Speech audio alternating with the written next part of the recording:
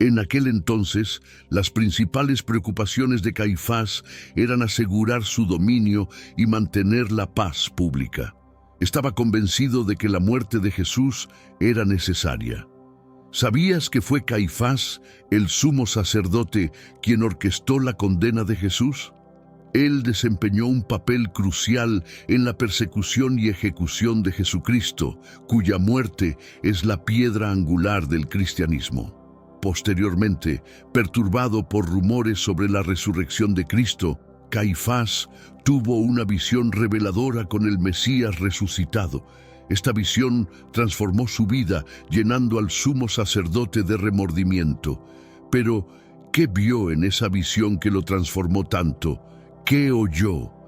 Ven con nosotros en un viaje de regreso a Jerusalén para explorar los relatos de Caifás, el sumo sacerdote fariseo, sobre Jesús de Nazaret, el Mesías a quien condenó. Caifás ocupaba el cargo de sumo sacerdote en Jerusalén durante un período agitado de la historia judía. Miembro del influyente partido de los saduceos, poseía gran poder religioso y político. Cuando Jesús, un predicador, comenzó a realizar milagros y atraer multitudes, Caifás se preocupó. Muchos creían que Jesús era el Mesías. Caifás temía que la popularidad de Jesús pudiera provocar a los romanos y amenazar su posición de autoridad. Al ver a las multitudes aclamando a Jesús durante su entrada triunfal en Jerusalén, Caifás se sintió obligado a actuar. Él fue el catalizador de los eventos que culminaron en el juicio y la crucifixión de Jesús, a quien muchos todavía consideran el Hijo de Dios. Bajo el reinado de Herodes y la dominación romana, el sumo sacerdote era principalmente controlado por un pequeño grupo de familias ricas de los saduceos. Estas familias cooperaban prontamente con los romanos, quienes preferían manejar las cuestiones judías a través de ellos. A cambio, los sacerdotes ganaban poder, estatus y riqueza. El sumo sacerdote estaba en la cima de esta élite religiosa judía. Nombrado por el gobernador romano, él era responsable de mantener el orden en Jerusalén y preservar la estabilidad de la fe judía. Cualquier desafío a este sistema establecido amenazaba su posición y privilegios. Jesús de Nazaret entró en este escenario religioso y políticamente cargado.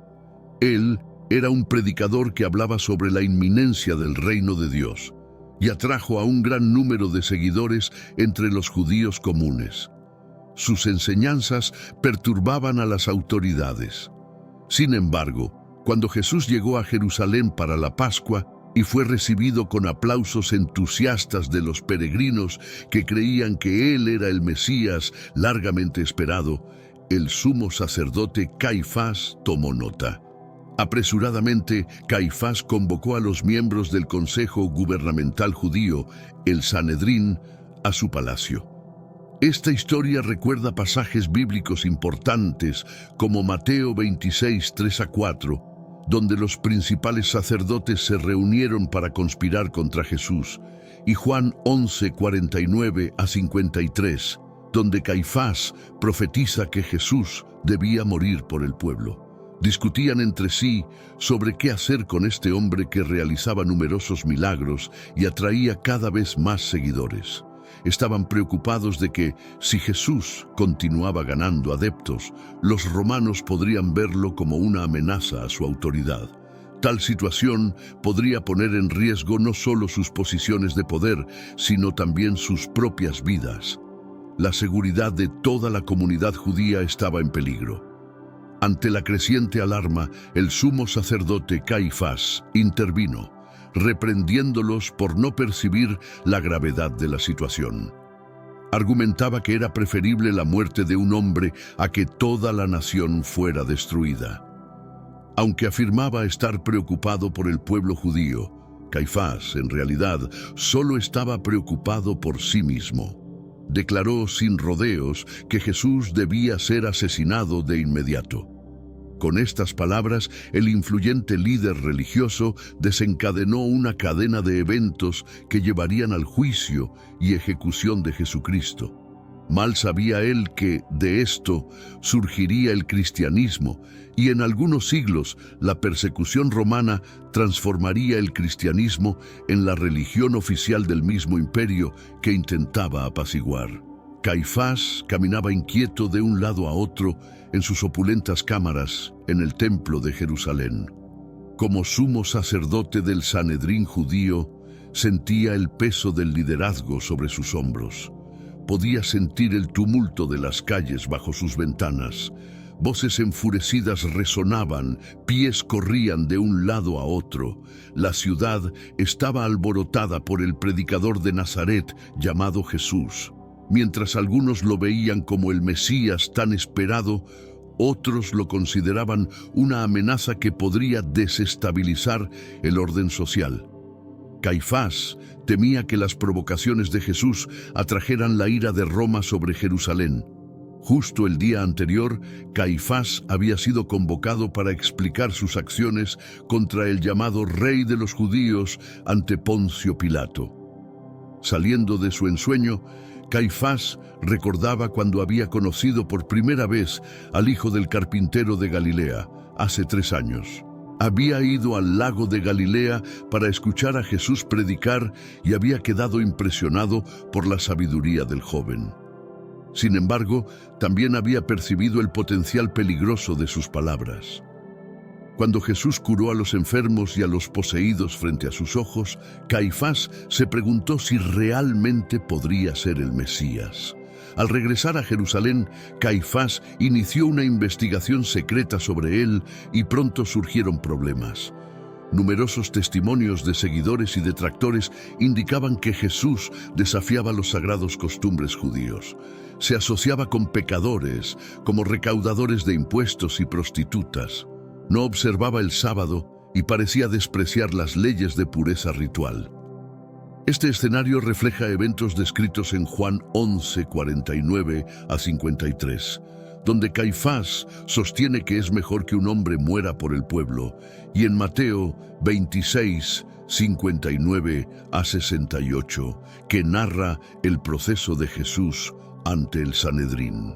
Las declaraciones más alarmantes de Jesús afirmaban que tenía autoridad sobre el templo, las leyes y toda la administración judía. En uno de sus sermones declaró que la era prometida había llegado y que el reino de Dios estaba cerca. Los miembros del Sanedrín coincidieron en que Jesús representaba una amenaza de dividir la nación con sus enseñanzas disruptivas.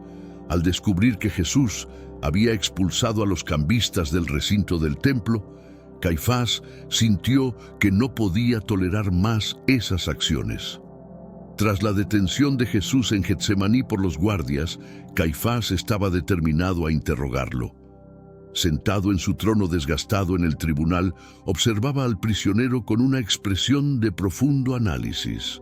De manera serena, Jesús sostenía la mirada de Caifás mientras éste recitaba una larga lista de acusaciones.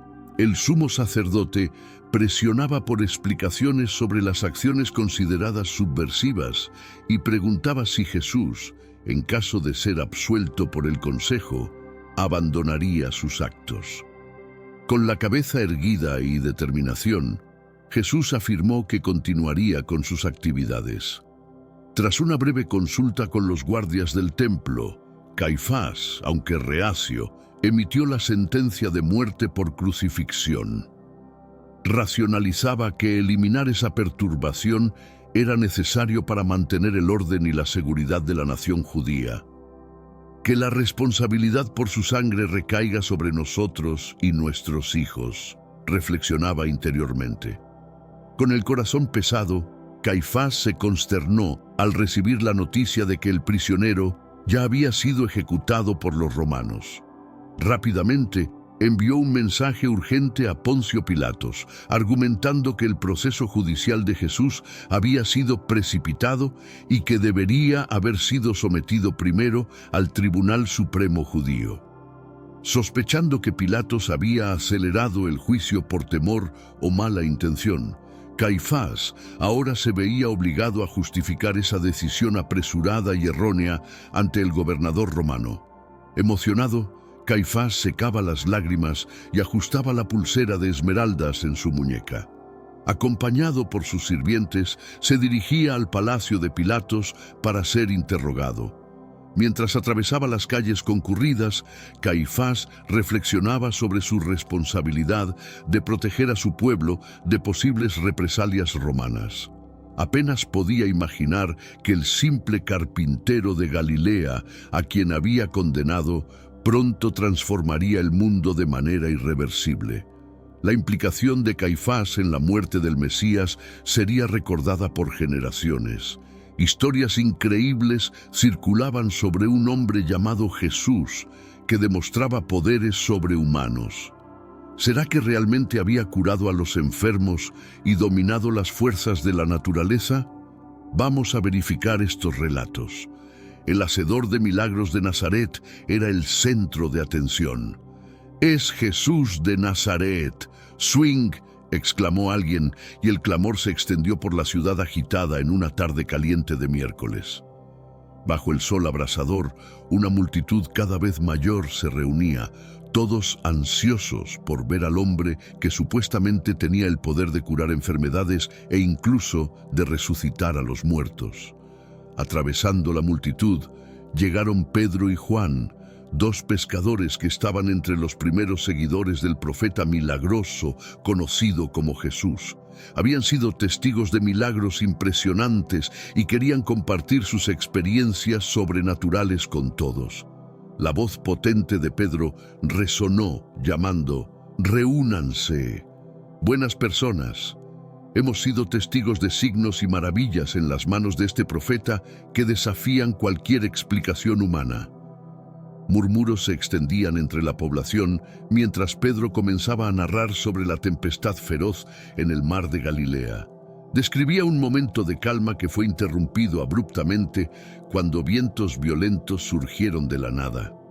Relató cómo su barco fue zarandeado como un juguete, amenazando con romperse, y pensaron que era el fin. Fue entonces cuando Pedro recordó a Jesús, quien despertó de su descanso en el fondo de la barca. Con una palabra, impuso silencio al caos. Hermanos míos, estamos viviendo los últimos días en esta tierra. Quiero recalcar que ya todas las profecías se están cumpliendo y se acerca el momento del fin. Te pregunto ahora, si hoy fuera el día del rapto de la iglesia, ¿estás preparado? Decidí lanzar para ustedes mi libro digital Caminos de la Revelación, descifrando la Biblia por completo. Es exclusivo de nuestro canal y ya ha ayudado a miles de personas en todo el mundo a prepararse para este gran día. Sumérgete ahora mismo en las profundidades de Palabra de Dios y prepárate para este gran día descargando este material que enriquecerá tu vida espiritual. No pierdas el tiempo. Haz clic en el enlace disponible en el primer comentario fijado y descarga de inmediato. Las unidades son limitadas, por lo que es crucial actuar. Ahora, para asegurar el acceso a este poderoso material, hazlo ahora antes de que se acaben las unidades. ¡Silencio! ¡Calma!, ordenó Jesús, y en un instante el viento se detuvo y las aguas se apaciguaron. La multitud suspiró y estalló en exclamaciones de sorpresa al oír esto. ¿Este hombre realmente dominaba los elementos de la naturaleza? Juan pidió silencio y comenzó a contar otro recuerdo notable. Habló sobre la vez que Jesús demostró su control sobre las leyes naturales. Mientras caminaban por las orillas norte del mar de Galilea, Jesús, inesperadamente, se desvió del camino y comenzó a caminar sobre el agua como si fuera tierra firme. Los discípulos observaron, atónitos, mientras Jesús desafiaba la física y caminaba sobre las olas. Impulsivamente, Pedro llamó a Jesús, pidiendo unirse a él en esa caminata milagrosa. Animado por Jesús a seguir adelante, Pedro dudó al entrar en el agua, pero después de unos pasos, el miedo lo dominó y comenzó a hundirse. Jesús rápidamente tomó su mano, estabilizándolo al instante. «Oh, hombre de poca fe», le reprendió Jesús mientras regresaban juntos por el puente líquido, desafiando las leyes convencionales de la física. Mientras tanto, la multitud fascinada comenzó a murmurar y una exclamación se propagó. «¡Hagan paso! ¡Hagan paso!». La multitud se abrió para revelar a un grupo de 4 hombres cargando a un paralítico en una camilla. Los amigos del afligido suplicaron a Jesús de Nazaret que tuviera misericordia de su amigo. Acercaron al paralítico a Jesús e imploraron por su curación. Jesús miró intensamente al hombre debilitado por un largo momento antes de declarar: «Tus pecados están perdonados». Estos eventos remiten a los relatos bíblicos, como el control de Jesús sobre la tormenta en Marcos 4:39 y su caminata sobre las aguas en Mateo 14:25-31. En un momento de tensión, los líderes espirituales expresaron su asombro en murmullos al escuchar las palabras de Jesús. Lo acusaban de blasfemia, pues, según ellos, solo Dios tiene el poder de absolver pecados. Sin embargo, Jesús se mantuvo sereno, volviéndose hacia estos críticos religiosos. Decidido a demostrar su autoridad divina, se dirigió a un hombre incapaz de caminar y con voz firme le ordenó que se levantara, tomara su lecho y caminara. A medida que el hombre paralítico se levantaba y comenzaba a andar, la multitud presente soltó un suspiro colectivo de admiración, presenciando al hombre moverse con vigor renovado. Sus pasos eran firmes y seguros. Pero antes, comparte este video con alguien a quien aprecias. Nuestra misión más grande en la tierra es difundir la palabra del Señor. ¿Sabías que muchas personas carecen de conocimientos por falta de contenido adecuado? Envíalo a ese grupo de WhatsApp o públicalo en Facebook. Estoy seguro de que no te arrepentirás. Y si te gustan videos como este, comenta abajo: «Quiero más». Así sabré si realmente lo disfrutas y definitivamente traeré contenido nuevo similar. Volviendo al tema principal. «Estoy curado por el poder del Altísimo», exclamó el hombre, desbordando gratitud. La multitud estalló en celebraciones, agrupándose alrededor de Jesús, ansiosos por presenciar otros actos milagrosos. Simón, Pedro y Juan, cercanos a él, aclaraban las dudas de los presentes, todos estupefactos con lo ocurrido. Era claro para todos que Jesús no era un simple rabino de Galilea. Poseía un poder que aún no comprendían totalmente, y muchos milagros estaban por venir que superarían la imaginación de cualquiera. Noticias circulaban de que Jesús, el Nazareno, había vencido a la propia muerte. Caifás, el sumo sacerdote, se preocupaba mientras los rumores sobre el Mesías resucitado crecían. Al tercer día después de la crucifixión, mientras los rumores se intensificaban, buscaba desesperadamente refutar tales alegaciones. Al recibir a Malco, el capitán de la guardia del templo, quien llegó pálido y en shock, las noticias que trajo dejaron a todos alarmados. Los guardas confirmaban que la tumba estaba vacía y testigos afirmaban que ángeles habían removido la piedra que la sellaba. Movido por la necesidad de comprender estos eventos, Caifás envió mensajeros tras los discípulos Pedro y Juan. Ellos, a su vez, proclamaban abiertamente haber visto a Jesús vivo. Inicialmente no lo reconocieron hasta que él mostró las marcas de la crucifixión. Tras compartir una comida, Jesús desapareció nuevamente, dejando a sus seguidores maravillados y transformados. Cuando confrontados por Caifás, relataron el milagro de la resurrección y la certeza de ellos en su fe era evidente, transformando la duda en un testimonio poderoso de la presencia continua de Jesús entre ellos. Ahora irradiaban gozoso coraje, plenamente convencidos de la victoria de Cristo sobre la cueva. Juan explicó que incluso los enemigos de Jesús confirmaron que su cueva estaba vacía el domingo por la mañana. Los esclavos de la muerte disfrutaron mucho del interior. Pedro y Juan insistieron en que más de 500 discípulos habían visto a Jesús resucitado. La noticia electrizó a Jerusalén. ¿Pudo realmente el Mesías haber conquistado la muerte? Caifás procesó este impresionante informe lo mejor que su impresionante mente pudo comprender. Claramente, un fenómeno más allá de la comprensión humana había ocurrido. Por más que intentara explicarlo, las implicaciones eran inevitables. La noticia de la resurrección de Jesús se había difundido tan ampliamente que incluso los escépticos se encontraban convertidos. A pesar de las dudas iniciales, Santiago, el hermano de Jesús, al verlo resucitado, lo reconoció como su Señor y Maestro. La transformación en Jerusalén fue tan repentina que dejó sin aliento a Caifás. En vida, Jesús ya atraía multitudes con sus enseñanzas y milagros. Ahora, después de triunfar sobre la muerte, los judíos comenzaron a alejarse de los líderes religiosos y a declarar su lealtad al Maestro. Este Mesías, que había vuelto de la muerte, capturaba la atención como el esperado Salvador de Israel. Juan Bautista, el ermitaño del desierto, ya había anunciado que vendría alguien más poderoso que él. Este esclarecido y resucitado Jesús de Nazaret, con su presencia abrumadora, causó un profundo impacto en Caifás, quien se aisló en sus habitaciones. Horas más tarde, su esposa, Anás, lo encontró desmayado en el suelo. Al reanimarlo, Caifás relató lo sucedido. Mientras estudiaba las profecías mesiánicas, una figura repentinamente apareció ante su mesa. Al reconocer esos ojos amables, aunque tristes, Caifás quedó paralizado. Jesús lo miró con pesar y le dijo: «No temas, me condenaste para que pudieras encontrar liberación. Fue la voluntad de mi Padre que yo fuera el último sacrificio por los pecados del mundo». Conmovido, Caifás se derrumbó en lágrimas a los pies de Jesús.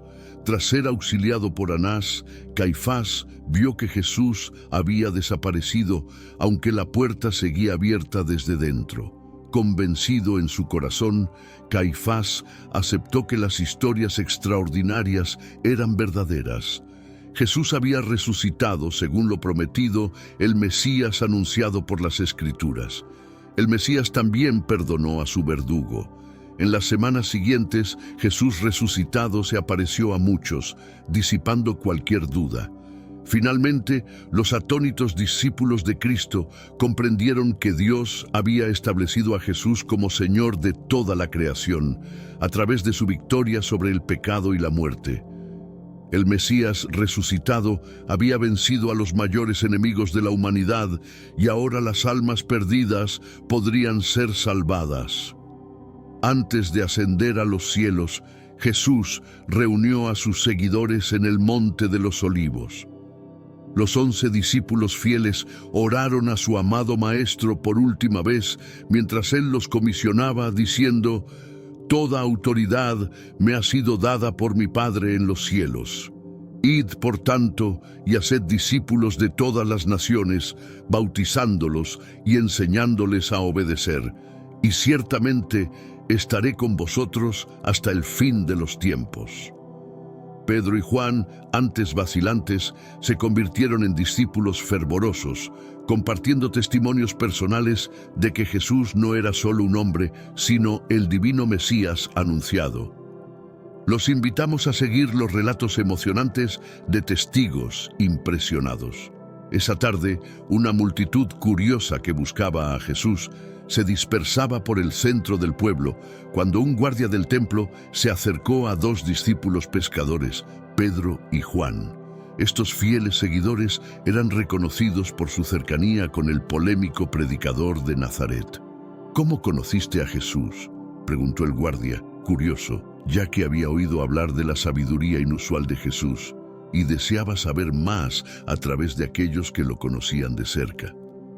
Pedro comenzó a relatar que todo empezó cuando su hermano Andrés, delgado y ágil, encontró a Jesús y notó algo especial en él.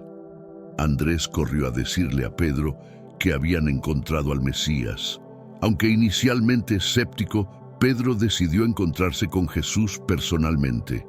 Ese encuentro resultó transformador, admitió Pedro.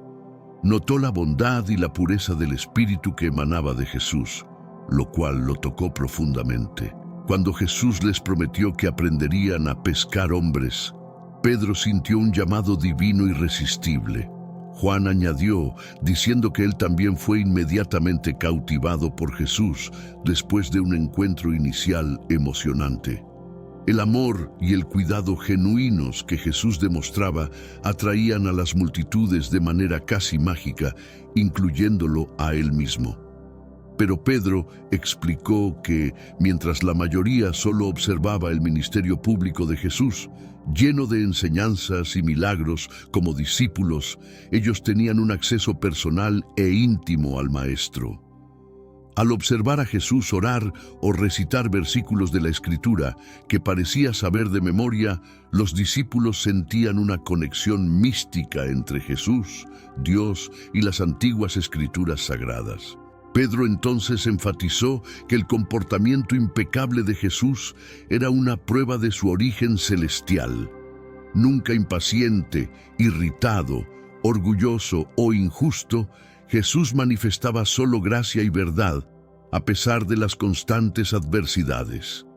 Los discípulos a menudo no comprendían la serenidad inquebrantable de Jesús en medio del caos, como si estuviera en comunicación con ángeles invisibles a los ojos mortales. Cuanto más lo conocían, más la divinidad de Jesús se transparentaba a través de su humildad.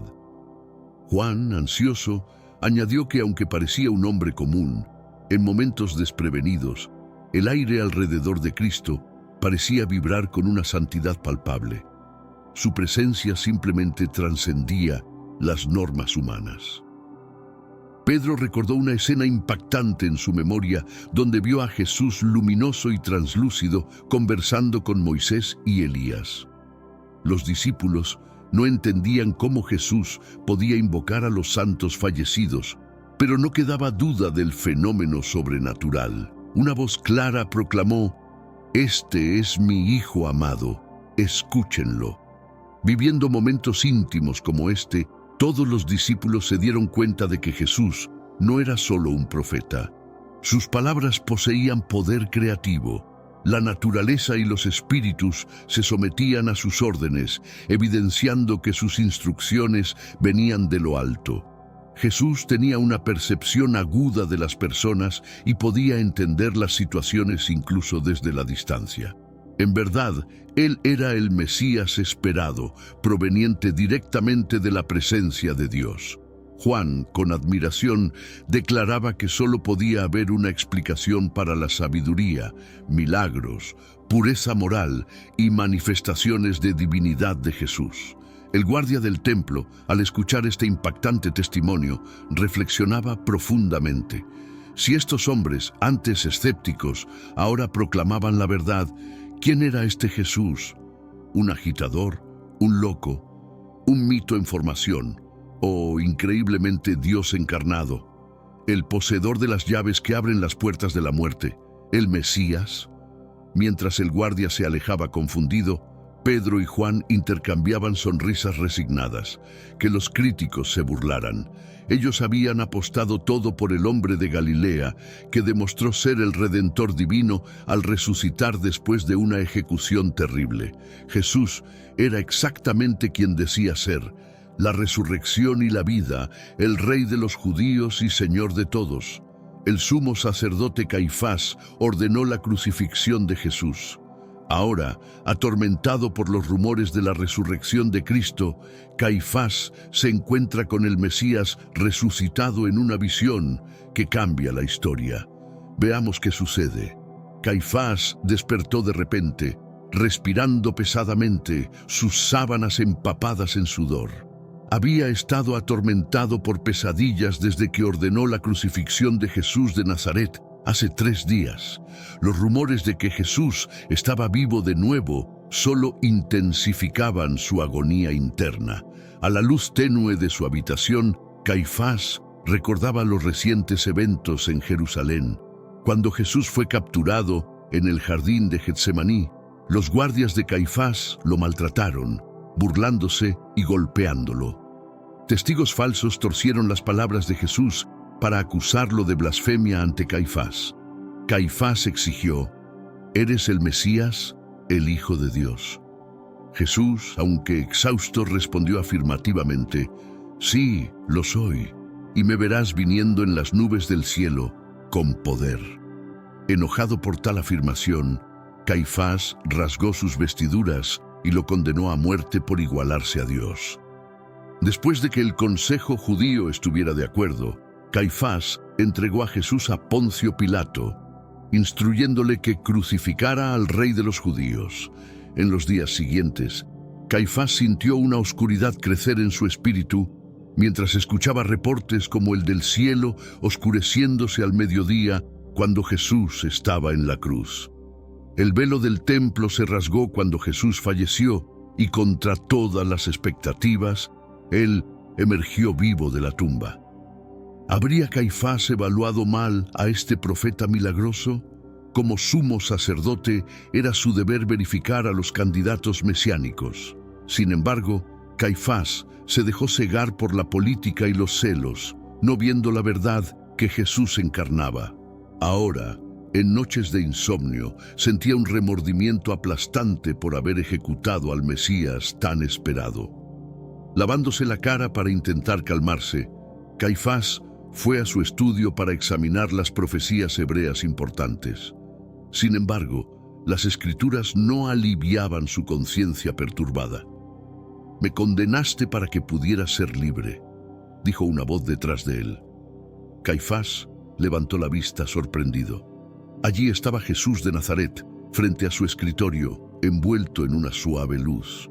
Jesús miró a Caifás con ojos compasivos y dijo suavemente: «Esto estaba planeado por mi Padre como el sacrificio final por los pecados de todos». Al principio, Caifás quedó paralizado por el impacto, pero luego cayó de rodillas, llorando a los pies de Jesús. Después de un periodo que le pareció interminable, despertó al ser sacudido por su preocupada esposa, Anás, quien le preguntaba cómo estaba. Caifás, aún perturbado, compartió con ella su experiencia singular. «Realmente este Jesús debe ser el Hijo de Dios», murmuró en voz baja. Desde ese momento, la percepción de Caifás sobre la espiritualidad fue transformada. En las semanas siguientes, Jesús se manifestó vivo a varias personas, disipando cualquier duda. Incluso Santiago, el hermano inicialmente escéptico de Jesús, lo vio vivo y lo reconoció como Señor. La fe en el Mesías resucitado se extendió rápidamente por Jerusalén y regiones cercanas. Con la inquietud afectando a la liderazgo judía, Caifás optó por resguardarse, dedicándose a la oración en soledad. El profundo remordimiento por haber enviado a Jesús a la crucifixión pesaba intensamente sobre él. Cuando llegó la festividad de Pentecostés, 50 días después de la Pascua, Caifás entendió que no podía posponer más su decisión. Con Jerusalén llena de peregrinos judíos de otras ciudades, el sumo sacerdote finalmente se presentó. Convocó una reunión urgente del Consejo del Sanedrín y de manera dramática anunció su renuncia como sumo sacerdote, dejando a todos atónitos. Con la voz temblorosa, admitió su grave error al haber etiquetado a Jesús como hereje, a pesar de las abundantes evidencias de que él era, de hecho, el ungido profetizado. Manifestando profundo arrepentimiento por su papel decisivo en la condena a muerte del inocente Hijo de Dios, Caifás declaró entre lágrimas que era completamente indigno de liderar al pueblo de Dios. Mientras el consejo absorbía esta confesión impactante, se quitó sus vestiduras sacerdotales relucientes y abandonó la sala bajo expresiones de choque y consternación de los presentes. Jonathan, su fiel vice durante muchos años, fue rápidamente elegido como el nuevo líder religioso de Jerusalén. Caifás, ahora un ex sumo sacerdote deshonrado, se retiró a su propiedad, donde pasó el resto de sus días en soledad. lamentando frecuentemente sus acciones precipitadas contra el Mesías. Paralelamente, la impresionante resurrección de Jesús se convirtió en el detonante para el surgimiento de una nueva fe transformadora que se esparció desde Jerusalén hasta los más lejanos confines del Imperio Romano y más allá. Con la renuncia de Caifás, marcada por la deshonra, su sucesor, Jonatán, adoptó una postura cautelosa respecto al creciente movimiento de Jesús. Sin embargo, el cristianismo floreció a pesar de las adversidades, cumpliendo la gran comisión de Cristo. No aparte su atención todavía, un nuevo sumo sacerdote para una nueva era. Tras la difusión de la renuncia de Caifás, el anciano líder Anás convocó una reunión de emergencia de todo el tribunal del Sanedrín, que contaba con 71 miembros. La discusión para encontrar un sucesor fue breve, y Anás propuso a su yerno, Jonatán ben Ananas, para el cargo. A pesar de su juventud, con solo 36 años, Jonatán actuó rápidamente para establecerse como el próximo sumo sacerdote. A través de promesas realizadas en secreto, consiguió rápidamente un apoyo unánime para liderar los asuntos espirituales de Jerusalén. Consciente del delicado contexto, Jonatán abordó con precaución el tema del controvertido Jesús. Como saduceo, no creía en resurrecciones ni milagros. Sin embargo, con el creciente número de conversos al judaísmo y la adoración a Jesús como si hubiera resucitado, se encontró en una posición en la que no podía simplemente desestimar a los seguidores de Jesús. Jonatán aún no comprendía cuán rápido crecería el movimiento iniciado por Jesús. En 3 décadas, decenas de miles de seguidores, conocidos como fieles, se habían dispersado por ciudades de todo el Imperio Romano. Los apóstoles, encargados por Jesús, proclamaban audazmente la historia de su líder ejecutado, que había vuelto a la vida y ofrecía salvación a través de él. Este mensaje no solo alcanzó al pueblo común, sino también a funcionarios gubernamentales, llevando a Jonatán a reconocer la creciente influencia de la Iglesia cristiana. En el año 63 después de Cristo, Jonatán se encontraba en una situación difícil mientras los celotes radicales se levantaban contra el dominio romano. Le preocupaba que la amplia presencia del cristianismo en Jerusalén pudiera ser vista por los romanos como una señal de rebelión. 10 años después de asumir el liderazgo, Jonatán se dio cuenta de que necesitaba estrategias renovadas para guiar en tiempos de cambio. El régimen opresor de los romanos culminó en una revuelta judía a gran escala de 66 a 70 después de Cristo. A pesar de estos desafíos, la joven iglesia cristiana en Jerusalén persistió y continuó para cambiar el curso de la historia. El crecimiento del cristianismo se remonta a las instrucciones dadas por su fundador, Jesús de Nazaret, a sus 500 discípulos poco antes de ascender a los cielos. He recibido toda la autoridad en el cielo y en la tierra. Por lo tanto, vayan y hagan discípulos de todas las naciones. Bautícenlos en el nombre del Padre, del Hijo y del Espíritu Santo. Enséñenles a obedecer todo lo que les he mandado. Y recuerden, estoy con ustedes siempre, hasta el fin de los tiempos. Las acciones de Caifás son cruciales en los relatos bíblicos sobre los últimos días de Cristo. Juan cita su declaración de que Jesús debía ser asesinado como una profecía que indicaba la muerte sacrificial de Jesús por la nación de Israel. Los 3 evangelios sinópticos también destacan de manera prominente al astuto sumo sacerdote, organizando una conspiración contra el renombrado maestro de Galilea. Fuera de las Escrituras, Caifás aparece en los escritos del historiador judío Flavio Josefo, quien fue comandante en Galilea durante la primera revuelta judía contra Roma. Después de ser capturado, Josefo ganó el favor de la familia imperial al escribir relatos favorables a Roma. Sin embargo, Su referencia a Caifás, junto con el año en que asumió el sumo sacerdocio, confirma su existencia histórica fuera de la Biblia. En 1990, arqueólogos descubrieron pruebas físicas impresionantes de que Caifás fue una figura histórica real, al excavar un sitio funerario al sur de la ciudad antigua de Jerusalén y encontrar cajas de huesos ricamente decoradas con inscripciones en arameo identificando a José, hijo de Caifás, y conteniendo incluso los restos de un hombre de 60 años. La ciencia ahora puede ponderar sobre los relatos textuales de este personaje bíblico crucial. Con la arqueología moderna, queda claro que el sumo sacerdote Caifás desempeñó un papel significativo y cuestionable en las maniobras políticas que llevaron a la muerte de Jesucristo. Su decisión de sacrificar a un hombre por el bien de su nación cambió el curso de la historia más de lo que él podría haber imaginado.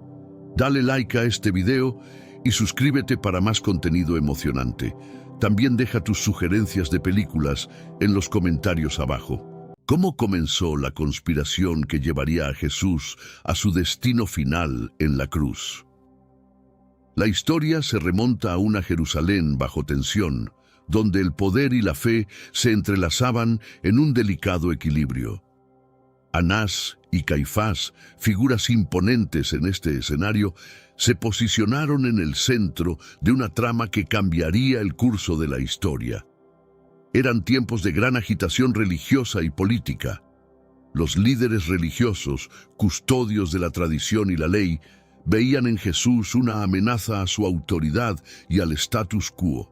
La enseñanza y los milagros de Jesús atraían a multitudes, sus palabras resonaban con una autoridad que desafiaba la de los sacerdotes y escribas. Anás y Caifás, preocupados por la creciente influencia de Jesús y posibles revueltas que podrían atraer la ira del Imperio Romano, empezaron a urdir un plan. Su acción sería decisiva para acabar con todo, incluyendo al Hijo de Dios, Jesucristo. Y así fue. Toda esta acción desencadenó una serie de otros acontecimientos que marcaron no solo la vida de Jesucristo, sino la de toda la humanidad. ¿Se suponía que debía ser así? ¿Cuál es el papel de estos hombres? ¿Fueron sus acciones en contra o a favor de Dios? En el video de hoy entenderás esto y mucho más. Hice un estudio detallado y completo para explicarles cómo dos hombres poderosos cambiaron la historia con sus elecciones y al mismo tiempo pagaron por ello. Su objetivo era claro: detener a Jesús, acusarlo de blasfemia y subversión y eliminarlo.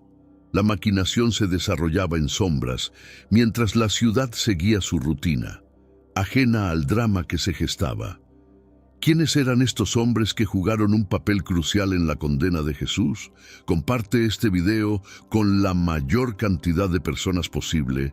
Nuestro deber como creyentes en la palabra de Dios es difundir sus enseñanzas. Envíaselo a alguien que amas, ya sea por WhatsApp, Telegram o incluso Facebook. ¿Y tú? ¿Conoces toda la historia y qué les pasó realmente?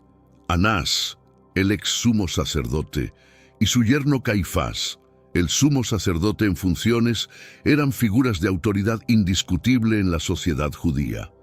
Su influencia se extendía más allá del ámbito religioso, alcanzando esferas políticas y sociales. Anás, el patriarca, era conocido por su astucia y habilidad para mantener el poder dentro de su familia, asegurando que sus descendientes también ocuparan el cargo de sumo sacerdote. Su influencia perduró incluso después de dejar el puesto, actuando a menudo como el poder detrás del trono. Caifás, por su parte, compartía la visión de Anás y no dudaba en utilizar su posición para preservar el poder y la estabilidad de su clase sacerdotal. Era pragmático, dispuesto a tomar decisiones difíciles en nombre de lo que consideraban el bien mayor. Juntos, estos dos hombres formaron una alianza formidable, decididos a proteger su dominio a cualquier costo. La conspiración para acusar y condenar a Jesús no fue un acto impulsivo, sino el resultado de una deliberación cuidadosa y estratégica. Anás y Caifás, conscientes del creciente seguimiento de Jesús, comenzaron a sentir la presión de actuar. Veían en él no solo un desafío a su autoridad, sino también un peligro potencial para la delicada relación con el poder romano. Reuniones clandestinas se llevaban a cabo bajo el manto de la noche, donde se tejían planes y se buscaba la forma de atrapar a Jesús en alguna declaración o acto que pudiera ser interpretado como blasfemo o sedicioso. La red de espionaje y vigilancia se extendía por toda Jerusalén, buscando cualquier excusa para arrestarlo. El objetivo era claro: presentar a Jesús como un revolucionario que buscaba subvertir el orden establecido, poniendo en peligro no solo la autoridad religiosa de los sacerdotes, sino también la paz bajo el dominio romano. Este era el pretexto perfecto para justificar su arresto y condena, un plan maquinado con precisión y frialdad. El juicio a Jesús fue un espectáculo de injusticia y manipulación, bajo la oscuridad de la noche, en un proceso apresurado y lleno de irregularidades. Jesús fue llevado ante Anás primero y luego ante Caifás, donde se reunieron los principales sacerdotes y el consejo completo. Buscaban testimonio contra Jesús para condenarlo a muerte, pero no encontraban ninguno, a pesar de la presencia de muchos falsos testigos. La atmósfera estaba cargada de tensión, con acusaciones que volaban, pero ninguna se sostenía. Finalmente, se presentó una acusación que capturó la atención de todos. Jesús había afirmado poder destruir el templo de Dios y reconstruirlo en 3 días. Este fue el momento decisivo, interpretado como blasfemia, un desafío directo no solo a la autoridad religiosa, sino también a la esencia misma del judaísmo. Caifás, viendo una oportunidad, preguntó a Jesús si era el Cristo, el Hijo de Dios, a lo que Jesús afirmó, sellando su destino. El juicio, lejos de ser justo o imparcial, fue una farsa destinada a llegar a una conclusión predeterminada: la condena de Jesús. La sentencia ya estaba decidida, y lo que siguió fue solo un teatro para justificar su ejecución. Los sacerdotes y los presentes declararon que Jesús merecía la muerte, marcando el inicio de los eventos que llevarían a la crucifixión. Frente a las acusaciones y el juicio injusto, la respuesta de Jesús fue de dignidad y firmeza. Cuando Caifás lo confrontó directamente, Jesús no rehuyó ni negó su identidad o misión. Su afirmación de ser el Hijo de Dios y la promesa de que verían al Hijo del Hombre sentado a la diestra del Todopoderoso y viniendo en las nubes del cielo, fue una declaración de su autoridad divina, a pesar del contexto de hostilidad y condena.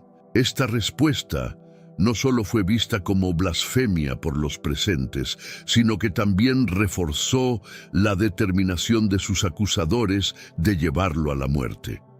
Jesús, plenamente consciente del precio de sus palabras y acciones, eligió mantenerse fiel a su misión y verdad, incluso frente a la muerte inminente.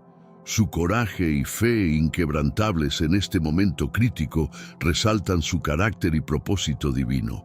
La confrontación entre Jesús y el sumo sacerdote no fue solo un choque de palabras, sino una colisión de visiones sobre la fe, la autoridad y el destino de Israel. Jesús representaba un desafío radical a las estructuras de poder religioso y a las expectativas mesiánicas de la época. Su juicio y respuesta ante el sumo sacerdote marcaron un momento decisivo en la narrativa de la pasión, un punto de inflexión que condujo al clímax de la historia de la redención. La acusación de blasfemia contra Jesús no solo fue el clímax de su juicio, sino también el sello de su condena. En un mundo donde la religión y la ley estaban intrínsecamente entrelazadas, Ser acusado de blasfemia era un delito que llevaba la pena más severa, la muerte. La afirmación de Jesús de ser el Hijo de Dios en el contexto de la sociedad judía de la época fue interpretada como una usurpación directa de la autoridad divina, un acto imperdonable a ojos del Sanedrín. Tras el veredicto de blasfemia, el destino de Jesús quedó sellado. No había vuelta atrás ni posibilidad de apelación. El sumo sacerdote y el consejo tenían ahora lo que necesitaban para justificar su decisión ante la población y, más importante aún, ante la autoridad romana, que era quien poseía la última palabra sobre la ejecución de la sentencia. La muerte en la cruz, un castigo reservado para los criminales y rebeldes más despreciados, estaba ahora en el horizonte de Jesús. Este momento no solo significó la condena de Jesús, sino también la culminación de la trama orquestada por Anás y Caifás. La sentencia de muerte reflejaba no solo un juicio sobre Jesús, sino también un profundo conflicto religioso y social. Era un intento de erradicar lo que veían como una amenaza a su autoridad y orden establecido, pero en realidad estaba preparando el escenario para la realización de la profecía y el despliegue del plan divino de salvación.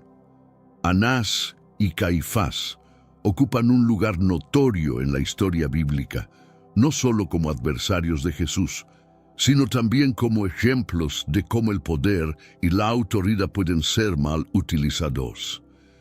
Estos sumos sacerdotes representaban el liderazgo religioso en un tiempo de gran turbulencia, pero su legado es recordado principalmente por su papel en la condena de Jesús. La complejidad de sus personajes y acciones ofrece una ventana a las tensiones y desafíos de la época. A través de su interacción con Jesús, Anás y Caifás se revelan como figuras que, a pesar de su profundo conocimiento de las Escrituras y su dedicación al templo, no reconocieron la llegada del Mesías que las propias Escrituras profetizaban. Su enfoque estaba más en la preservación del poder y el status quo que en la verdadera esencia de la fe que profesaban liderar. Este contraste entre su posición religiosa y sus acciones pone de relieve la advertencia contra la hipocresía y el abuso de poder. La historia de Anás y Caifás y su confrontación con Jesús es un recordatorio crítico dentro del cristianismo sobre los peligros del legalismo, la corrupción y la pérdida de la verdadera fe. Sirven como un estudio de caso de lo que sucede cuando los líderes religiosos se desvían del camino de la justicia y la misericordia, un tema que resuena a lo largo de las Escrituras y en la reflexión cristiana contemporánea. La autoridad de Anás y Caifás no se limitaba a su rol en el juicio de Jesús, extendía sus raíces profundamente en la vida religiosa y social de Jerusalén a través de su control sobre el templo, el centro neurálgico de la fe judía. El templo no era solo un lugar de adoración, era también el corazón político y económico de la nación, donde se realizaban sacrificios, se pagaban diezmos y ofrendas y se tomaban decisiones clave para la comunidad. Bajo el liderazgo de Anás y Caifás, el templo también se convirtió en un centro de comercio y actividad económica, donde se cambiaban monedas y se vendían animales para sacrificio. Esta comercialización del templo fue una de las razones del enfrentamiento de Jesús con las autoridades, cuando expulsó a los vendedores y cambistas, acusándolos de convertir la casa de oración en una cueva de ladrones. Este acto de Jesús no solo desafió el control económico de Anás y Caifás sobre el templo, sino también su autoridad religiosa. Anás y Caifás, como guardianes del templo, tenían la responsabilidad de mantener la santidad y el orden del espacio más sagrado del judaísmo. Sin embargo, su gestión del templo reflejaba un enfoque más orientado hacia el beneficio y el poder político que hacia el verdadero culto y la piedad. Este conflicto de intereses los puso en una trayectoria de colisión directa con Jesús, cuyo ministerio desafiaba sus prácticas y enseñanzas. La influencia de Anás y Caifás en el templo no solo es un testimonio de su poder y autoridad en la Jerusalén de aquel tiempo, sino también un reflejo de las tensiones más amplias entre el liderazgo religioso y los profetas verdaderos a lo largo de la historia bíblica. Su legado en el templo es un recordatorio de que el verdadero culto requiere más que rituales y sacrificios externos. Exige un corazón comprometido con la justicia, la misericordia y la fidelidad a Dios. El dominio de Anás y Caifás sobre Jerusalén no se limitaba a su control del templo, se extendía a una amplia influencia en los asuntos políticos y religiosos de la ciudad. En una época donde la ocupación romana imponía un yugo pesado sobre el pueblo judío, la colaboración entre las autoridades romanas y los líderes judíos era esencial para mantener el orden y la estabilidad. Anás y Caifás, en este delicado equilibrio de poder, actuaban como intermediarios entre Roma y el pueblo judío. Su habilidad para navegar estas complejas dinámicas de poder les permitió mantener su posición de liderazgo, pero también los situó en una posición vulnerable.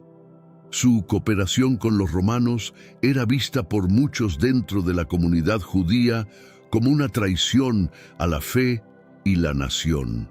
Este sentimiento de descontento fue exacerbado por su papel en la condena de Jesús, quien era visto por sus seguidores no solo como un maestro y profeta, sino como el Mesías esperado que liberaría a Israel. La intersección del poder político y religioso en Jerusalén, encarnada en las figuras de Anás y Caifás, es un testimonio de los desafíos y contradicciones de la época. Su historia es una reflexión sobre la complejidad de liderar en tiempos de ocupación y opresión, y sobre las difíciles decisiones que a veces se toman en nombre de la paz y la estabilidad, pero que pueden llevar a la injusticia y al conflicto. Anás, como figura patriarcal, no solo ejerció una influencia significativa durante su tiempo como sumo sacerdote, sino que también estableció un legado duradero a través de su familia. 5 de sus hijos, así como su yerno Caifás, ocuparon el cargo de sumo sacerdote, una hazaña sin precedentes que testimonia su poder y la astucia política de la familia. Este legado sacerdotal no solo consolidó su dominio sobre los asuntos religiosos en Jerusalén, sino que también aseguró que su influencia perdurara más allá de su propio mandato. La dinastía sacerdotal de Anás es un ejemplo de cómo el poder y la autoridad pueden ser mantenidos y transmitidos dentro de una familia en el contexto de una sociedad altamente estratificada y teocrática. Sin embargo, este control hereditario del sumo sacerdocio también suscitó críticas y controversias, ya que muchos lo veían como una corrupción de la verdadera intención y espíritu del liderazgo religioso, que debería centrarse más en el carácter y la integridad moral que en el linaje o la influencia política. El impacto de esta dinastía se sintió no solo en la estructura del poder religioso en Jerusalén, sino también en la percepción del pueblo judío respecto a sus líderes espirituales.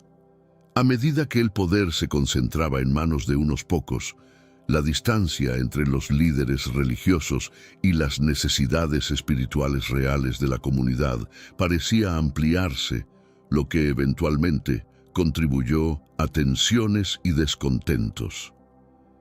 El legado de Anás, aunque impresionante desde una perspectiva de poder y continuidad, plantea preguntas significativas sobre la verdadera naturaleza del liderazgo espiritual y la responsabilidad ante Dios y el pueblo. A través de su historia, se invita a reflexionar sobre el equilibrio entre autoridad y humildad, poder y servicio. La historia de Anás y su familia demuestra que el verdadero liderazgo no se mide por la cantidad de poder acumulado, sino por la capacidad de guiar con justicia, compasión y fidelidad a los principios divinos. Esta compleja trama de poder, religión y política, en la que Anás jugó un papel central, ilustra no solo las luchas internas de la sociedad judía bajo la ocupación romana, sino también los desafíos eternos que enfrentan todos los líderes religiosos. La historia de Anás y su legado sacerdotal es un recordatorio de que el verdadero liderazgo espiritual exige una constante introspección, compromiso con la justicia y la búsqueda incesante de la voluntad de Dios. Más allá de las ambiciones personales o familiares, la unión matrimonial entre Caifás y la hija de Anás no fue solo un enlace familiar, representó una alianza estratégica que fortaleció el poder y la influencia de ambas familias en la Jerusalén del siglo I. Este matrimonio simbolizaba la unificación de dos de las dinastías sacerdotales más poderosas, consolidando una red de influencia religiosa y política que dominaría el Sanedrín y, por extensión, los asuntos espirituales y sociales de la época. Caifás, al casarse con la hija de Anás, no solo aseguró su posición como sumo sacerdote, sino que también reafirmó la continuidad del legado sacerdotal de su suegro. Esta alianza entre familias no solo era común en la política de la época, sino que también era una táctica eficaz para mantener el poder y el control dentro de un círculo cerrado, asegurando que los intereses y la autoridad de ambos clanes se mantuvieran firmes frente a desafíos internos y externos. El matrimonio de Caifás con la familia de Anás es también un reflejo de cómo las prácticas políticas y las ambiciones se entrelazaban con la vida religiosa en Jerusalén.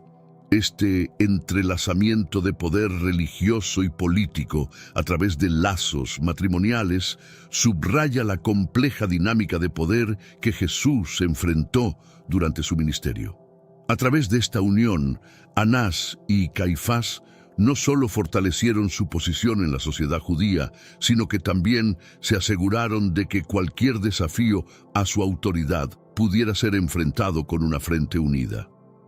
La dinastía sacerdotal, establecida por Anás y perpetuada a través de Caifás, ejerció una influencia profunda y duradera en el curso de los eventos religiosos y políticos en Jerusalén. Controlando el sumo sacerdocio durante décadas, esta familia no solo dictó las prácticas y políticas del templo, sino que también jugó un papel crucial en la interacción con las autoridades romanas. Su capacidad para mantener el poder dentro de la familia subraya la habilidad política y la astucia que caracterizaron su liderazgo. A través de esta dinastía, vemos cómo el poder religioso puede ser utilizado para fines políticos y cómo las decisiones tomadas por unos pocos pueden afectar la fe y la vida de muchos. La influencia de esta familia no se limitó a la administración del templo y la realización de rituales. Se extendió a la regulación de la ley, el orden social y la economía de Jerusalén. Su control sobre aspectos tan vitales de la vida judía les permitió ejercer una autoridad casi sin restricciones, moldeando la religión y la política de acuerdo con sus intereses. Sin embargo, esta concentración de poder también generó resentimiento y oposición, tanto dentro de la comunidad judía como entre aquellos que veían en Jesús una figura de reforma y esperanza. La dinastía sacerdotal se convirtió en un símbolo de los excesos y peligros del poder consolidado, una lección histórica sobre los riesgos de permitir que el poder religioso y político se entrelace demasiado estrechamente, especialmente cuando se aleja de los principios de justicia y servicio a la comunidad. El milagro de la resurrección de Lázaro no solo demostró el poder divino de Jesús, sino que también marcó un punto de inflexión crítico en su ministerio, intensificando la animosidad de las autoridades religiosas hacia él. Este acto milagroso capturó la atención de la gente común y los líderes por igual, Pero mientras muchos veían en Jesús la esperanza de redención, Anás, Caifás y sus seguidores veían una amenaza creciente a su autoridad y control. La respuesta de las autoridades religiosas al milagro de Lázaro fue rápida y calculada. Reconociendo el creciente seguimiento de Jesús y el potencial de su ministerio para desestabilizar el delicado equilibrio de poder en Jerusalén, Anás y Caifás convocaron una reunión del Sanedrín. Fue en este contexto donde se tomó la decisión de que Jesús debía ser detenido y eliminado, considerando su influencia no solo como una amenaza espiritual, sino también política. El milagro de Lázaro, por lo tanto, se convirtió en el catalizador que aceleró los esfuerzos por parte de las autoridades sacerdotales para confrontar a Jesús directamente. Este evento también marcó un cambio significativo en la percepción pública de Jesús. De ser un maestro y sanador itinerante, pasó a ser visto como una figura mesiánica con el poder no solo de sanar a los enfermos y expulsar demonios, sino de vencer a la muerte misma. Para muchos, esto confirmó las esperanzas mesiánicas que tenían sobre Jesús, aumentando su popularidad entre las masas. Sin embargo, este aumento en la popularidad solo sirvió para alarmar más a las autoridades judías, quienes temían perder su poder e influencia, tanto sobre el pueblo como ante el dominio romano. La resurrección de Lázaro, por lo tanto, no solo fue un milagro que demostró la autoridad divina de Jesús sobre la vida y la muerte, sino también el evento que precipitó su confrontación final con las autoridades judías. Este acto milagroso, que debería haber sido motivo de celebración y fe renovada, se convirtió en un signo de división y conflicto, resaltando la creciente tensión entre Jesús y el establecimiento religioso de la época. En medio de la creciente tensión y el debate sobre cómo manejar la amenaza que Jesús representaba, Caifás, el sumo sacerdote, pronunció una profecía que encapsularía la trágica ironía del destino de Jesús.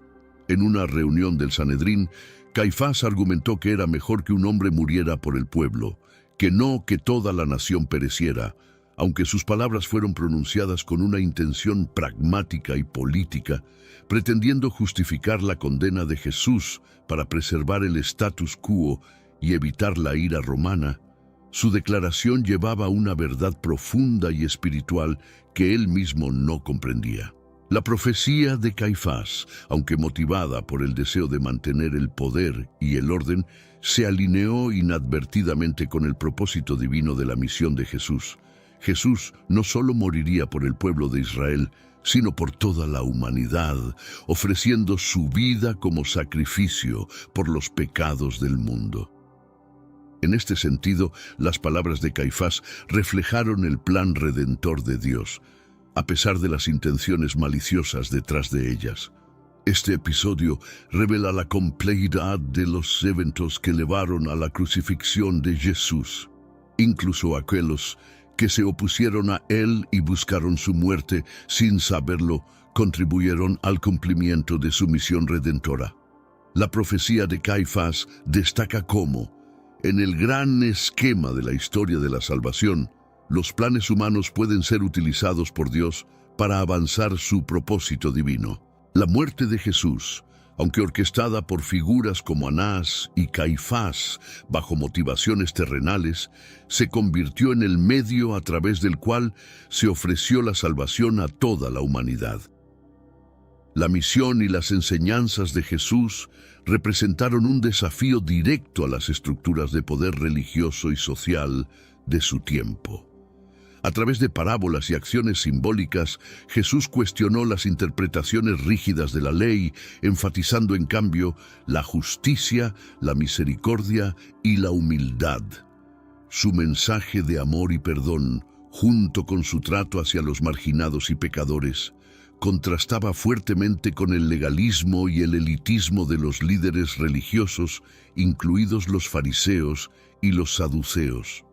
Este enfrentamiento no era simplemente sobre diferencias teológicas, era una lucha por el corazón de la fe judía y su aplicación en la vida diaria de las personas.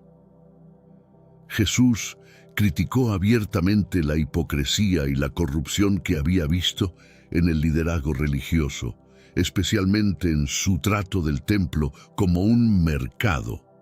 Sus acciones, como la purificación del templo, no solo desafiaron las autoridades religiosas, sino que también pusieron en peligro el delicado equilibrio de poder y la relación con el dominio romano. La oposición a Jesús se intensificó a medida que su popularidad crecía entre las masas. Los líderes religiosos, temiendo tanto la pérdida de su influencia como la posible reacción romana ante un movimiento popular, se vieron cada vez más obligados a actuar contra él. Las enseñanzas y los milagros de Jesús, aunque atraían a seguidores, también lo colocaban en una ruta de colisión inevitable con las fuerzas del orden establecido, tanto judías como romanas. El arresto de Jesús en el huerto de Getsemaní marca la culminación de la trama orquestada por los líderes religiosos y la traición de uno de sus propios discípulos, Judas Iscariote. Este momento crítico fue el resultado de una serie de eventos cuidadosamente planeados y ejecutados por las autoridades religiosas, que finalmente encontraron la manera de aprender a Jesús lejos de las multitudes, evitando así cualquier posible levantamiento popular. La noche de su arresto, Jesús estaba plenamente consciente de lo que le esperaba. Sus oraciones en Getsemaní revelan su angustia ante el sufrimiento venidero, pero también su sumisión a la voluntad del Padre. La traición con un beso por parte de Judas simboliza no solo la traición personal, sino también el rechazo por parte del sistema que Jesús vino a reformar. Su arresto no fue un acto de justicia, sino una manifestación de las maquinaciones políticas y religiosas destinadas a silenciar una voz disruptiva. La captura de Jesús puso en marcha los eventos de su juicio y crucifixión. A pesar de la clandestinidad y rapidez con la que se llevó a cabo, el arresto de Jesús fue un momento de profunda significación teológica, cumpliendo las Escrituras y subrayando su rol como el Mesías sufriente. Este acto no solo demostró la determinación de las autoridades para mantener su poder, sino que también resaltó la entrega y el sacrificio de Jesús por la humanidad. La entrega de Jesús a Poncio Pilato, el gobernador romano, significó el traslado del asunto de las manos de las autoridades judías a la administración colonial romana. Aunque los líderes religiosos buscaron la muerte de Jesús, solo el poder romano tenía la autoridad para ejecutar tal sentencia. Pilato se encontró entonces en medio de un complejo juego de presiones políticas y religiosas, enfrentando la decisión de condenar a un hombre que él mismo encontró sin culpa. El juicio ante Pilato expuso las tensiones entre el poder romano y los líderes judíos. Aunque Pilato inicialmente buscó liberar a Jesús, la manipulación política y las amenazas de disturbios y acusaciones de no ser leal a César llevaron a Pilato a una posición insostenible. La demanda de la crucifixión por parte de la multitud, azuzada por los líderes religiosos, mostró cómo el poder y la política podían influir en la justicia. Pilato, en un acto simbólico de lavarse las manos, intentó desvincularse de la condena de Jesús. Pero su decisión final de crucificarlo reveló la complejidad de gobernar bajo el Imperio Romano, donde mantener la paz a menudo significaba hacer concesiones morales. Este juicio ante Pilato resalta no solo el choque entre la justicia divina y la justicia humana, sino también la ironía de un sistema que, al tratar de mantener el orden y la estabilidad, terminó cometiendo uno de los mayores actos de injusticia en la historia. La figura de Pilato se ha convertido en sinónimo de la indecisión y la complicidad ante el mal, recordándonos la importancia de la integridad y el coraje moral, especialmente en posiciones de poder.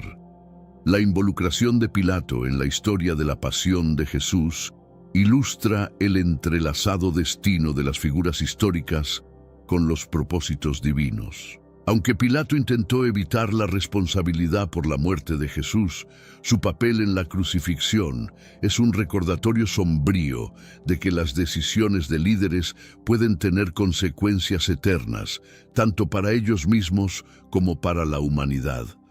La crucifixión de Jesús marca el clímax de su misión terrenal y el cumplimiento de las profecías mesiánicas. Este acto de sacrificio supremo se convirtió en el fundamento de la fe cristiana, simbolizando el amor incondicional de Dios y su disposición a sufrir por la salvación de la humanidad. La crucifixión, una de las formas más crueles y humillantes de ejecución en el mundo antiguo, destacó la profundidad del sufrimiento que Jesús estaba dispuesto a soportar por amor a nosotros. En el Gólgota, lugar de la calavera, Jesús fue clavado en la cruz entre dos ladrones, cumpliendo así la profecía de ser contado entre los transgresores. Sus últimas palabras, «Padre, perdónalos porque no saben lo que hacen», encapsulan la esencia de su enseñanza y misión, un llamado al perdón y la reconciliación. La oscuridad que cayó sobre la tierra y el velo del templo rasgado simbolizan no solo el luto divino por la muerte del Hijo, sino también el fin de la antigua alianza y el comienzo de una nueva relación entre Dios y la humanidad. La crucifixión de Jesús no fue el fin de la historia, sino el preludio a su resurrección y la victoria sobre la muerte, ofreciendo esperanza y redención a todo el mundo. Este evento trágico pero transformador recalca el poder del sacrificio y el amor, y cómo, incluso en los momentos más oscuros, puede emerger una luz eterna. La cruz se ha convertido en el símbolo universal de la fe cristiana, un recordatorio constante de que el amor verdadero a menudo requiere el más grande de los sacrificios. Después de la crucifixión y resurrección de Jesús, sus seguidores comenzaron a difundir sus enseñanzas, lo que llevó al nacimiento del cristianismo. Sin embargo, este nuevo movimiento religioso no fue bien recibido por todos. Los primeros cristianos enfrentaron persecuciones severas, tanto por parte de las autoridades romanas como de los líderes judíos, quienes veían en el creciente movimiento una amenaza a su poder y una herejía contra las tradiciones judías establecidas. Estas persecuciones variaron en intensidad y se extendieron por varias décadas, incluyendo arrestos, juicios y ejecuciones, siendo el martirio de Esteban uno de los primeros y más recordados. Estas persecuciones, sin embargo, no detuvieron la propagación del cristianismo, más bien parecieron fortalecer la fe y la determinación de sus seguidores. La adversidad y el sufrimiento enfrentados por los primeros cristianos se convirtieron en testimonios de su devoción y convicción, atrayendo a más seguidores hacia la nueva fe. La resiliencia de la comunidad cristiana frente a la persecución demostró la profundidad de su creencia en las enseñanzas de Jesús y en su promesa de salvación. La persecución de los primeros cristianos también planteó preguntas sobre la tolerancia religiosa y los límites de la autoridad en la imposición de creencias.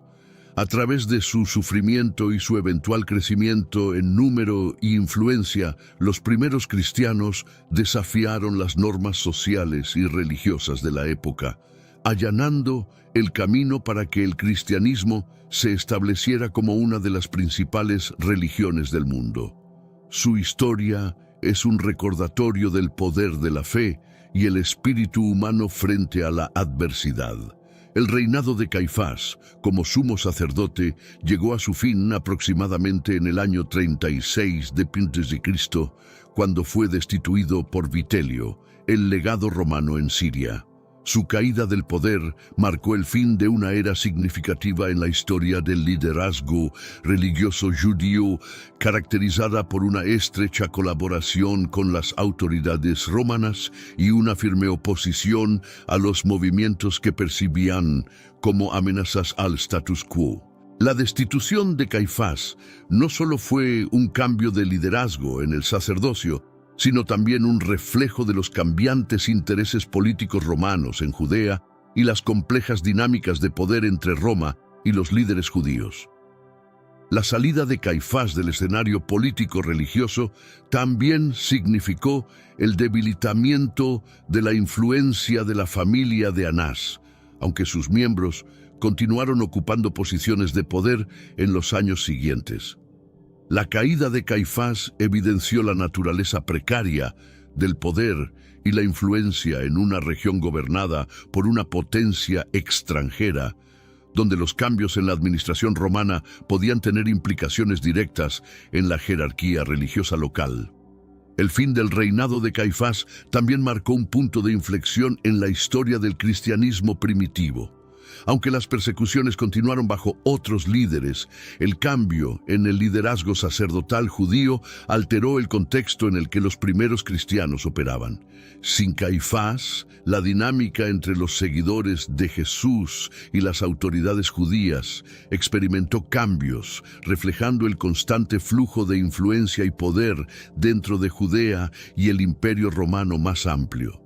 La destitución de Caifás no solo marcó el fin de su liderazgo, sino también el comienzo del declive de la influencia de la dinastía sacerdotal que Anás había establecido. Aunque los miembros de la familia de Anás continuaron desempeñando roles dentro del sacerdocio en años posteriores, nunca recuperaron completamente el nivel de poder y autoridad que una vez tuvieron. Este declive marcó un cambio significativo en la jerarquía religiosa y el poder en Jerusalén, alterando la estructura de influencia que había dominado la vida religiosa y política. La caída de esta dinastía no solo afectó a sus miembros directos, sino que también tuvo repercusiones en la administración del templo y en las relaciones entre los líderes judíos y la autoridad romana. El fin de esta era de dominio sacerdotal destacó la fragilidad del poder cuando está tan intrínsecamente ligado a las estructuras políticas y a la favorabilidad de una ocupación extranjera. La caída de Caifás y el debilitamiento de la influencia de la familia de Anás también reflejan cómo los movimientos históricos y las dinámicas de poder pueden afectar las instituciones religiosas.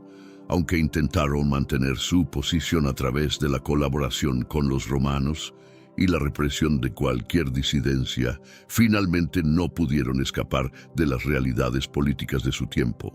Esta transición marcó un período de incertidumbre y cambio para la comunidad judía, que tendría que navegar por un nuevo paisaje de liderazgo religioso en los años venideros. Este cambio en el liderazgo sacerdotal y la eventual caída de la dinastía establecida por Anás tienen implicaciones profundas para el estudio de la historia religiosa. Ilustran cómo el poder, cuando se ejerce sin consideración por la justicia o el bienestar de la comunidad, puede llevar a la resistencia, el declive y la eventual caída. La historia de Anás y Caifás sirve como un recordatorio de la importancia de liderar con principios éticos y morales, y de cómo las decisiones de unos pocos pueden impactar el destino de muchos. La destrucción de Jerusalén en el año 70 de Cristo por las legiones romanas, lideradas por Tito, fue un evento catastrófico que marcó el fin de la rebelión judía contra el Imperio Romano. Este suceso no solo fue un desastre para la nación judía, sino que también representó el cumplimiento de las profecías bíblicas, incluidas las advertencias de Jesús sobre la destrucción del templo. La caída de Jerusalén y la destrucción del Segundo Templo fueron eventos que transformaron fundamentalmente la práctica y la identidad judía, marcando el comienzo de la diáspora judía. La devastación de Jerusalén tuvo profundas implicaciones teológicas para los cristianos y judíos de la época. Para los seguidores de Jesús, la destrucción del templo y la ciudad confirmó las predicciones hechas por Jesús y fue vista como una validación de su ministerio y mesianismo. Para la comunidad judía, el evento fue un momento de luto y reflexión, un llamado a reconsiderar su relación con Dios y entre ellos, así como sus prácticas religiosas en ausencia del templo central para su culto. La destrucción de Jerusalén también sirvió como un punto de inflexión en la relación entre judíos y cristianos, marcando el inicio de caminos divergentes en la interpretación teológica y la identidad religiosa, mientras que el judaísmo comenzó a adaptarse a una nueva realidad sin el templo, centrando su práctica en la sinagoga y el estudio de la Torá. El cristianismo primitivo se expandió más allá de Judea, llevando su mensaje a un público más amplio en el Imperio Romano. Este evento cataclísmico no solo cambió el curso de la historia religiosa, sino que también modeló las trayectorias futuras de ambas tradiciones, dejando un legado duradero que aún se siente hoy. El legado de odio y arrogancia manifestado en las acciones de aquellos que buscaron la muerte de Jesús y persiguieron a sus seguidores, ofrece una reflexión sombría sobre las consecuencias del poder mal utilizado y los peligros del orgullo desmedido. Este legado no solo se refleja en la historia religiosa, sino en toda la historia humana, sirviendo como un recordatorio de los ciclos destructivos que pueden surgir de la intolerancia, el miedo al otro y la necesidad de dominar a toda costa. Esta dinámica de odio y arrogancia, sin embargo, también se contrapone con los mensajes centrales de Jesús sobre el amor, la compasión y el perdón.